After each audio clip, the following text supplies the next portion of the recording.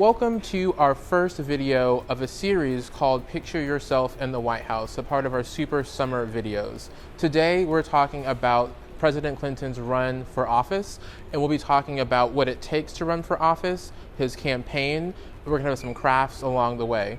My name is Nate Thomas. I'm the Education Programs Manager for the Clinton Foundation, and with us today in the classroom is my colleague Kathleen Pate, the Education Specialist for National Archives, and Cassie will be joining us later for a fun craft activity at the end of this video. So to start, let's talk about what it means to run for office.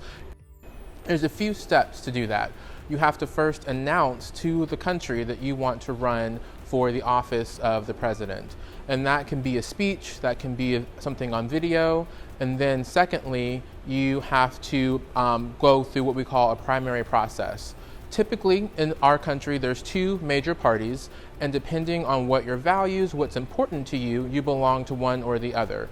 And once you decide you're running for office and you choose your party, you have to actually win your party's nomination, right? And that is a long process where there's debates, there's interviews, there's a lot of opportunities for the public to get to know who you are. And then once you go through the primaries and the debates, you then get to choose your running mate. And in this case, it would be your vice president. And then after that, what really starts after that is the campaign. So I'd like to take a minute and pivot over to our campaign exhibit and show you some amazing highlights of President Clinton's campaign for president. Welcome to the campaign exhibit. As I mentioned previously, there are a few steps to become the President of the United States. And once you are your party's candidate, where President Clinton actually beat out 5 other contenders, you really start to campaign all across our great country. Behind me, you see photos and artifacts that represent what he did across our country to win the popular and electoral college vote to be the President of the United States. And that's the last step in running for office, is getting people out to vote for you. So let's take a step back and understand why exactly President Clinton felt he needed to run for office with my colleague Kathleen Pate in the classroom. Thanks, Nate. So when we think about President Clinton becoming the President of the United States, we need to kind of go back to the beginning to think about the things that influenced President Clinton to choose a career of public service. President Clinton is a man from Hope. President Clinton was born in Hope, Arkansas. We see him here playing in the yard of his grandparents' house. His mother went back to school to study to be a nurse anesthetist, and it was her father, President Clinton's grandfather, who ran a store in Hope. President Clinton talks about the valuable lessons he learned there, about treating everyone with respect. President Clinton was close to his grandparents. His family did move to Hot Springs in between first and second grade. And President Clinton was close to the Clinton side of the family there in Hot Springs. See a great photo of President Clinton with a car. It's a little boy with a suit that's maybe a little too big. So President Clinton was surrounded by family in Arkansas, and that informed his ideas, what he thought would be good for our nation, good for the state of Arkansas, good for our nation. So when President Clinton announced, at the time he was governor of Arkansas, in October of 1991, President Clinton announced that he was seeking the office of president. And the platform, his tenets, what he was fighting for, he wrote a book about it, Putting People First. And he talked about the need to provide opportunity, but also for people to take responsibility and for people to work in communities to help one another. And President Clinton laid out his plan to make that happen. But first, he had to convince voters across the nation. To become the Democratic candidate, he had to win primaries, caucuses, and he crisscrossed the nation, sometimes on a train, sometimes on a bus, sometimes door to door with amazing volunteers, some of whom called themselves Arkansas Travelers, who talked about the job that their governor had done to make Arkansas a better place.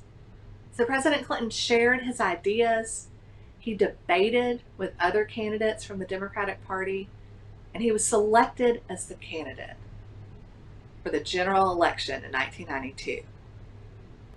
So we see President Clinton at the Democratic National Convention.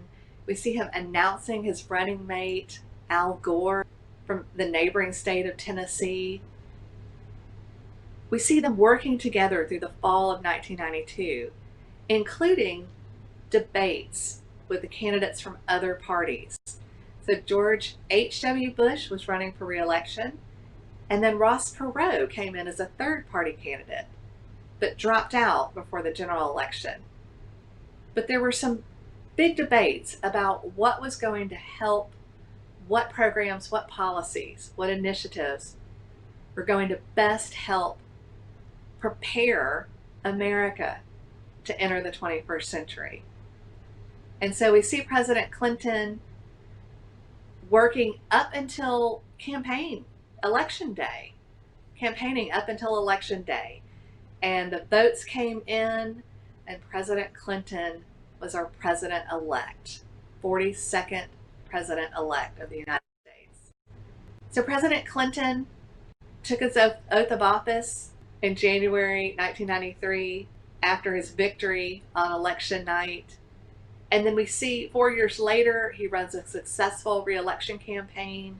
So after serving 8 years as the President of the United States, President Clinton retired from the presidency, but not from public service.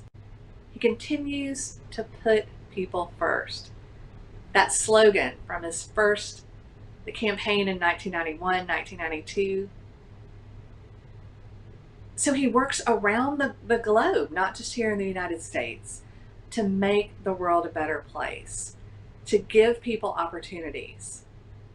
So Nate, I'm going to throw it back to you. Thanks, Kathleen, for showing us how President Clinton's grandparents inspired him to be a public servant and to give back to his community. Now I want to dive a little bit deeper into campaign buttons, which is a traditional part of President Clinton's campaign, and why and how you guys can make campaign buttons at the House. Behind me, you can see there's many different ways to make a campaign button. You can use different colors, you can even use sign language, and these buttons represent the people that supported President Clinton. Behind me, you can see, as I mentioned, Kansas for Clinton, Clinton Gore, who was his running mate, and this represents both of his campaigns in '92 and 1996. So let's go ahead and show you guys how you can make your own campaign button.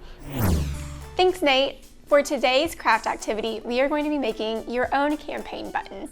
We have some inspiration here for you. Some campaign buttons are really simple and just include your name or your picture, and some are a little bit more complicated and use phrases and slogans that sometimes rhyme, sometimes they don't. So now I'm going to show you what my campaign button would look like if I was running for president.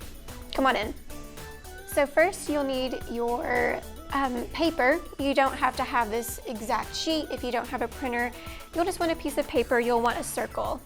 And what I want to do is I want to use this button here as some inspiration. So let me show you what I would do.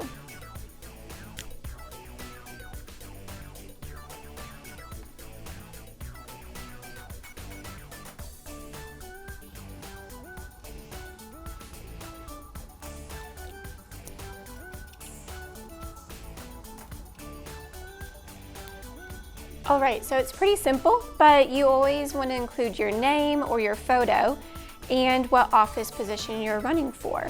I use this as inspiration. I really like how the check mark doubles as a check mark on a voting ballot, but also as the V in vote. So I kind of use that here too, as a V for vote and a V for voice. So now I'm just going to color it in and give it a little bit more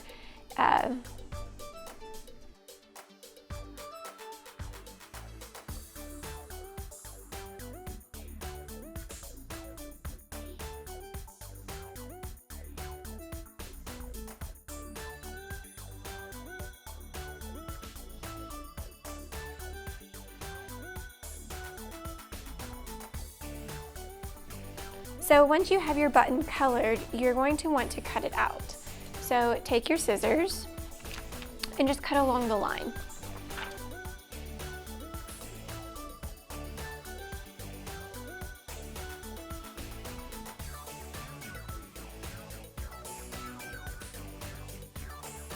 From here, you'll flip it over on its back, make sure it's the right side up. You'll take a piece of tape, and if you actually roll it in a circle, just like this, makes a little tube shape, and place it on there, then you can place it on your shirt. I would love to see your own button and what you make. You can post it to social media and tag us at Clinton Center. And thank you so much. I'll see you next time. Thanks for joining us for our first video of Picturing Yourself in the White House, a super summer video. Join us next week when we talk about what happens next. After President Clinton won the election, he now heads to the White House. So tune in next week for some fun photos, conversation, and crafts, and see you then.